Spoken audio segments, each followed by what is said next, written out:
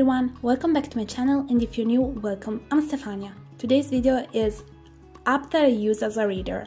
I read books, but I also use the app because, well, I use some of them to read, some others to keep track of books, so I wanted to do a video about them. Just keep in mind that this video is not a tutorial, but if you want a tutorial about an app from this, just let me know it with a comment, and I'll try to do something about it.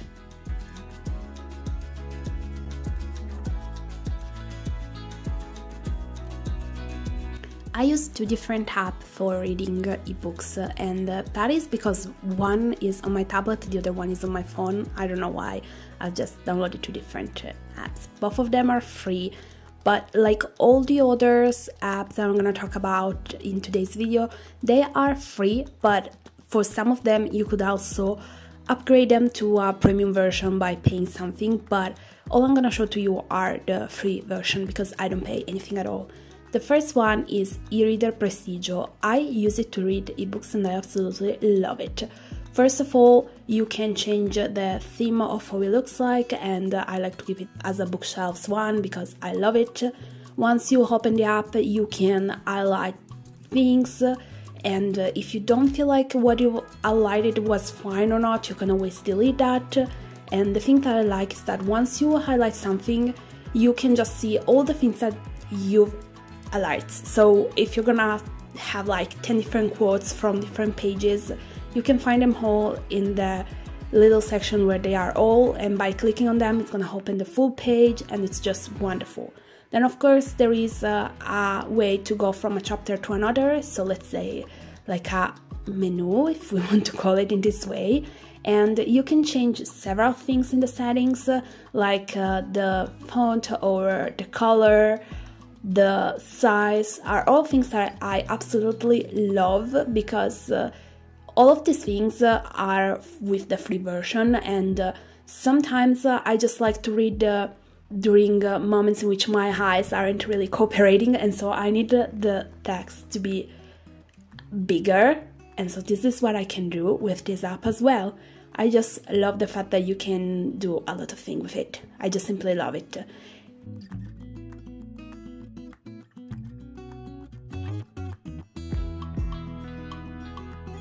Now I'm gonna show you the other app that I use to read ebooks. Again, it's the free version, so I don't know if going for a pro version or something like that. I don't even remember if there is a pro version for this one. Anyway, I don't know what's gonna be like the difference between the free one and the pro one. I don't know. What I like is that it's quite like the other one, so you can highlight parts that you're interested into, and then from the menu you can see them all together, and by clicking on them it's gonna bring you to the page in which you've selected that part from.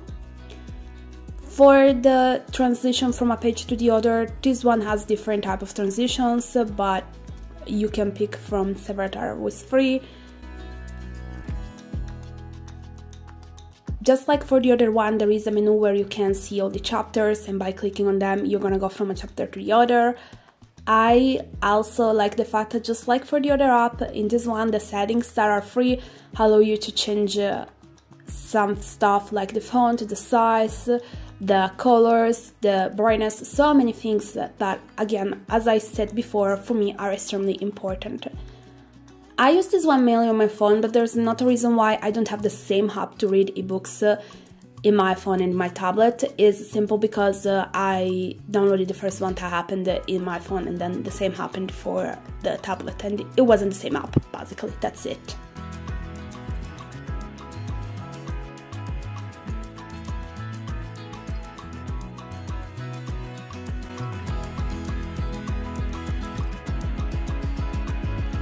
Now it's time to talk about Bookmory, which is an app to keep track of books. I absolutely love it.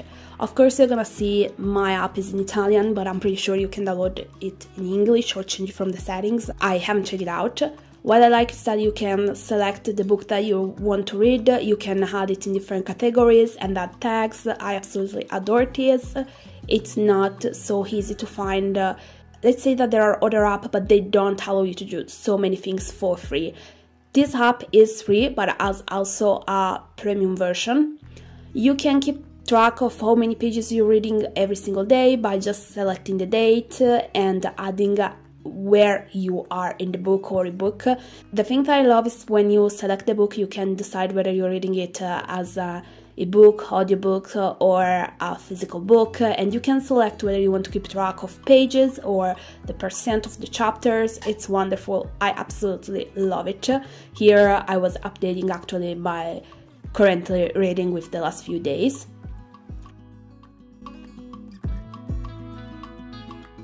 I like the fact that you can keep in a part all the books that you want to read after that, and then there is this lovely calendar where basically they're gonna show you every single book that you've read. What you're gonna see is the book in the day in which you finished it. Of course, if you're gonna put them all finished in the same date, they're gonna show up all there, I guess. You can add, I still haven't done for all of them, reviews, and that's where the stars are gonna happen. Then there are different stats. There are the normal one where it keeps track of how many books you've read in a month, and then still for the free version you can see some other stuff. But if I'm not wrong, to know more about different stats like selecting on them, it's gonna tell you that you need the premium version, which for me is still, as you can see here, it was, for example, telling me or download the premium version or whatever. I love it, however, because it's still giving you more stats than other.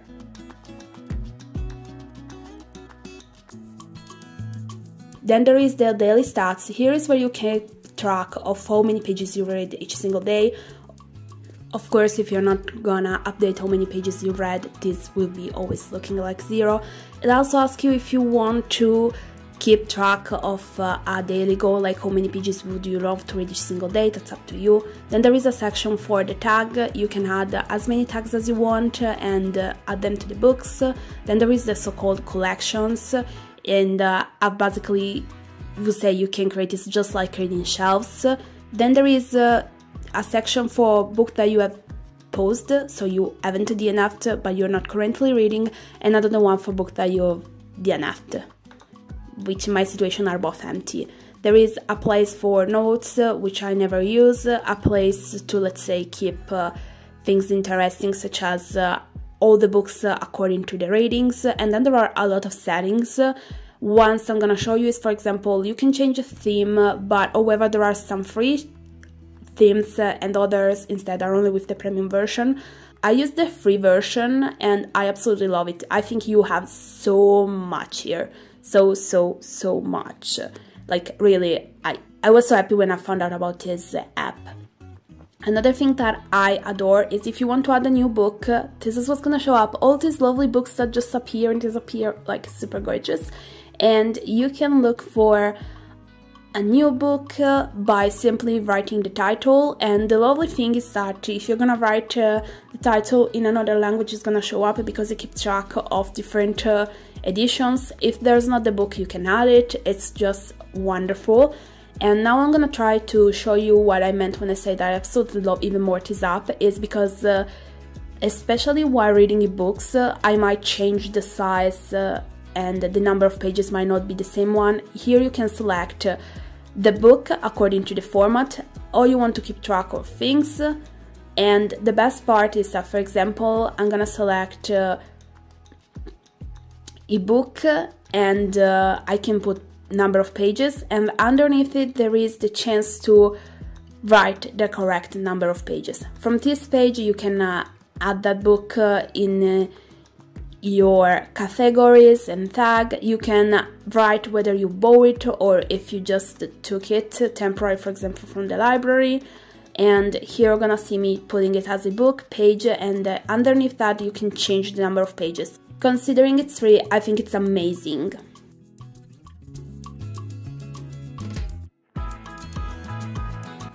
The other app that I use to keep track of the books that I've read is StoryGraph. I think I've said this before this year, and I absolutely love this app.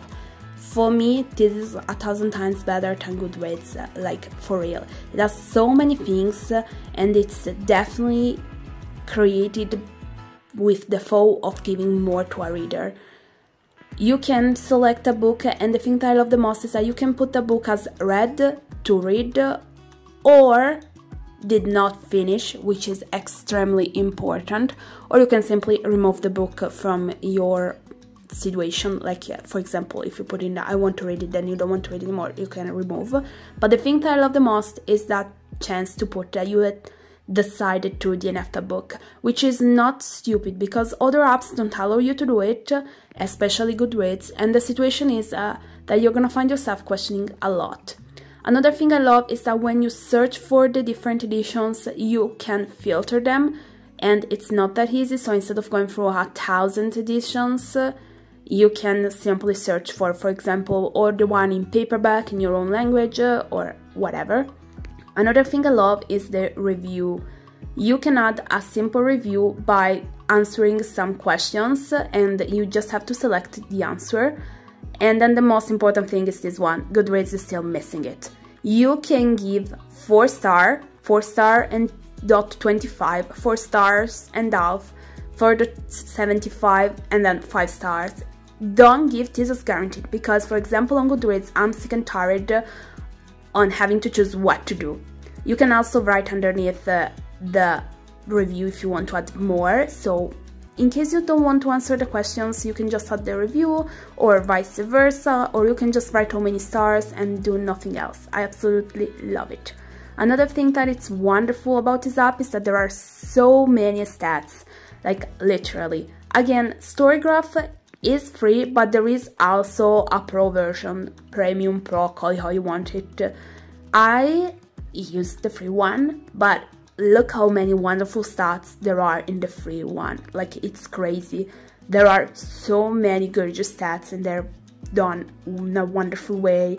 I absolutely love the stats from StoryGraph. They're just amazing. Of course, I still have to update a few books with all the ratings, so some of them aren't fully correct at the moment. Another thing I love is reading challenges, because this app is full of challenges. You know, it's crazy. You can join so many, you can create your own and people can join it. It's amazing. There are some challenges which are there because, let's say, they are created by the app, so by the creators. And then there are other that simply the community can create. Then there is a community section, and it's amazing as well. And then there is also a giveaways section, which is not that easy. Just be careful, however, when you want to join a giveaway. I've never done it before, but be sure to check that you can join it, because some of them are available only for several countries, some others aren't. Here I'm showing it to you. For example, there's written the format that you're gonna receive and in which country is going on. Usually the one that give away a physical copy have a bigger selection, like they actually write you have to be from this country. Well, this to give away a digital copy, usually they're open worldwide. It's amazing. Okay, I really think this is wonderful, but I've never joined one before, so I don't know exactly how this work fully. Like, I can't tell you so much more about it, but having this here, according to me, it's wonderful. You can really search all the giveaway, filtering them by, for example, your country, so you're not gonna get a mistake there.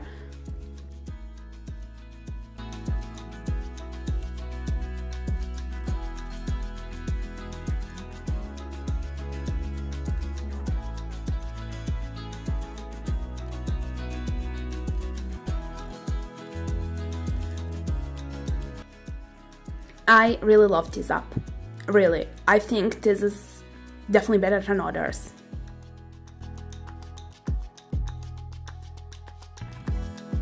Last app is Goodreads. I don't think there is so much that I can say about this app because I think everybody knows it, like really. It's the most known app for readers, but I don't think anybody can say that it's actually the best app, because I'm sorry, but there are so many things that this app should change. First of all, you can't give half stars, and it's not a normal thing, because as a reader, if I finish a book and I'm like, okay, this one for me is a 3 stars and half, then when it's time to write it in Goodreads, I have to choose whether to give it 3 stars or 4. This is also why the books have a different ratings between Goodreads and StoryGraph, because StoryGraph allows you to give a more precise ratings, where with Goodreads you can do it.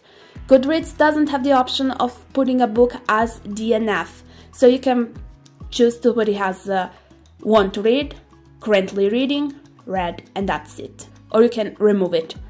I really feel that these two things, allowing people to put a book as a DNF and allowing to give out stars, is something that this app should have done by now. And it's also the reason why I don't even use the app. I use it from normal connection with internet, from both my laptop or my tablet, it doesn't matter. What I can do, I don't know if it's only me or if I'm not capable, I don't know, is for example looking between all the editions and filter them. So when there are books with a lot of editions, it's quite hard to find the one that I want to.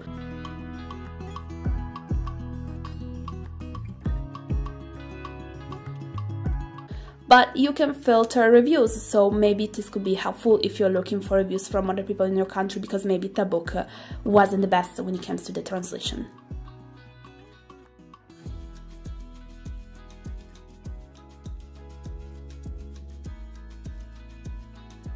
So this is what I use as a reader to read books in a digital format and to keep track of books. I hope this video could help you finding out about a new app maybe. I don't know, maybe you just simply want to tell me that you're using an app of this and you agree or disagree on something that I've said, so let me know with a comment. And if you want instead a more deep tutorial about an app, just let me know it with a comment. As always, thank you so much for watching this video. I hope you enjoyed it. If you did, remember to give it a thumb up and to subscribe for more videos like this one. See you next time. Bye!